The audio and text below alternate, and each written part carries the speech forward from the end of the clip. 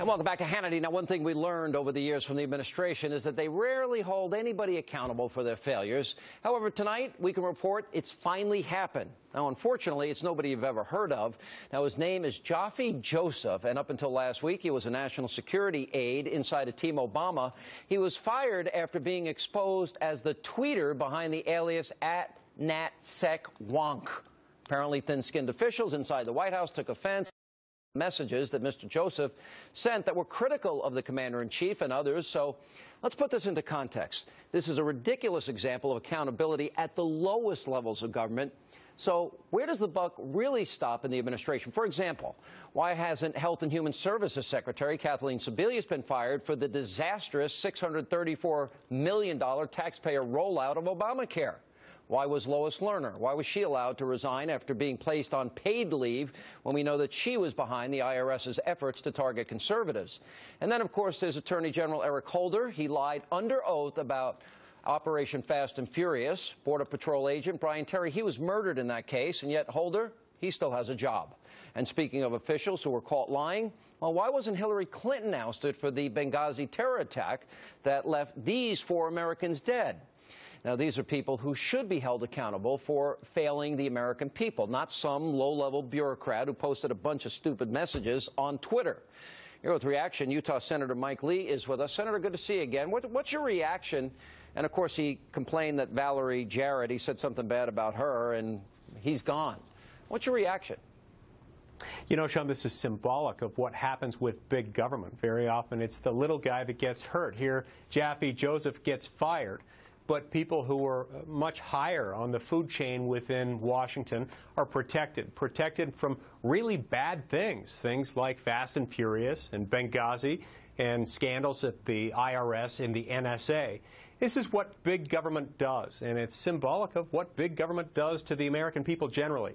Those who are wealthy and remain relatively prosperous under big government. And in fact, a lot of the times, the wealthy people get even richer and more powerful with big government. Yeah. Meanwhile, those at the middle and the bottom end of the economic ladder suffer the most. He took shots at, like, Valerie Jarrett. A stupid tweet was Huma wearing beer goggles the night she met Anthony Weiner.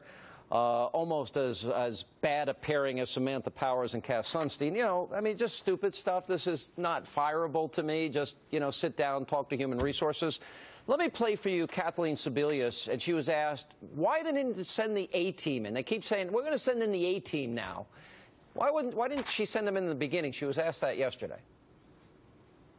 Well, right now, we've asked all of our contractors to look at their teams on the ground and bring in their absolute A-team, and I am confident that that is happening every day. Well, we also, the Presidential Innovation Fellows... The contractors didn't do such a great job so far. Well, why didn't they bring their A-team in the first place? I can't tell you why are we saying 3 weeks now, bring your A-team into this whole equation?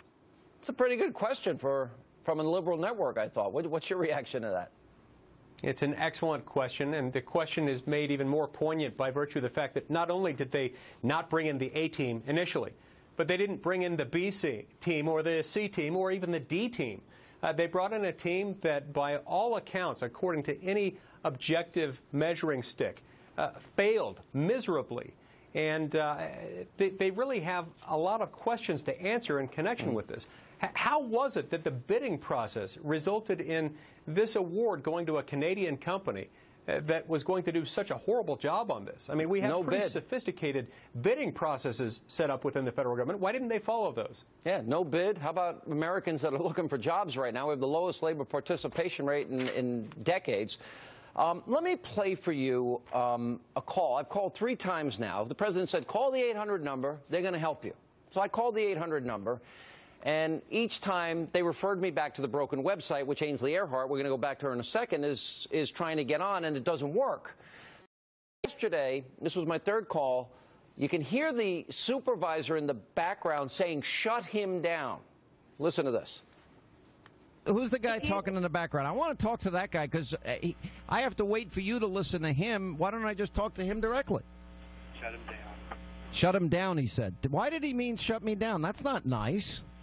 Tell him I said that's not nice. I heard him say that. He's supposed to work for the government, isn't he? He's supposed to be public servant. I'm a citizen of the United States, you know. Why did he say shut me down? Ask him. Can you ask him that? Hello? Okay, if you have any questions, you could talk to our Advanced Resolution Center. They'll call you back in 2 business days. They're going to call me back in 2 business days. They tell you to go to the broken website. I mean, you can't make. How do you spend $634 million for this? Help me out, Senator. How do you and not get fired? It's amazing. And then, Sean, they have the audacity to tell the subordinate worker, shut him down. Sean, these are the people who are now being put in charge of our nation's healthcare system, of 1/6 of our nation's economy. So if you've been to the DMV lately, you probably are getting some feel for what it's going to be like to interact with our healthcare system moving forward under Obamacare, unless we do something to stop it. Yeah. This is one of the many reasons why the American people are calling out for relief from this oppressive law. It's causing people to lose jobs and lose access to affordable health care.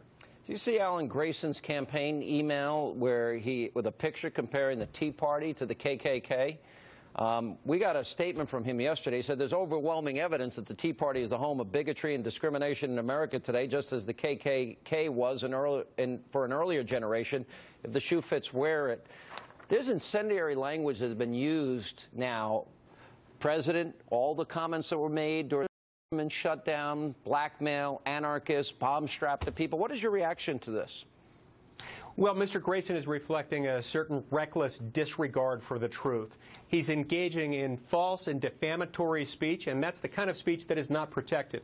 This is horrible. This is irresponsible action on his part, and he owes the American people a profound apology. Racism is a very serious thing, and to throw that charge around, as he does without any truth behind that, is utterly irresponsible, and his voters need to hold him accountable. Senator, I know that Ted Cruz got an 8.5-minute reception when he went back to Texas, but I noticed that some establishment types in Utah, and I love Utah, as you know, might be trying to change the rules to hurt you. I was a little disappointed in what I'm reading, that some Republicans are attacking you for standing by your #1 promise that you made in the campaign. What is your reaction to that? Well, you know, Sean, this is what happens. This is what it feels like when you try to stand up to the establishment in Washington, D.C.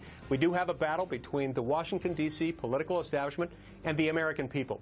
I ran for the Senate in 2010, promising to stand up to the establishment for the people, and I intend to continue doing so, regardless of whether the establishment likes it. Well, Senator, if they continue to attack you because you were very brave, and history is going to prove you right on this, I promise I'll do everything I can do. We'll go out to Utah. We'll have a big tea party out there, and we'll remind them why you were elected. How's that?